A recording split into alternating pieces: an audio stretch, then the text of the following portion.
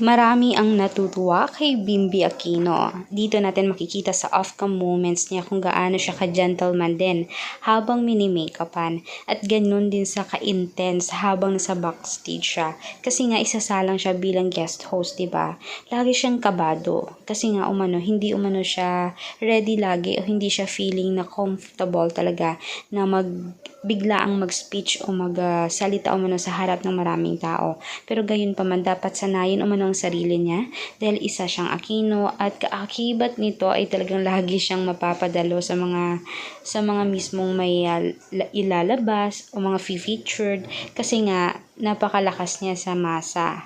Talagang pinag-aagawan siya ngayon. Meron nga siyang mga promotions. Kaya maraming natutuwa sa kanya. Even his mommy ay talagang natutuwa panoorin si Bimby sa telebisyon. Hindi siya talaga makaakala na biglang sisikat si Bimby. Mula noong bata pa siya hanggang ngayon ay ang bibo talaga.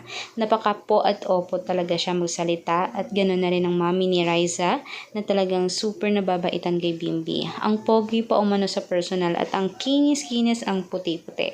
Agree ba kayo dito mga kanetesen? Loading niyo din ba si Bimby Aquino? Comment down below at huwag kalimutan mag-subscribe. I-click mismo ang notification bell for more public videos and trending videos.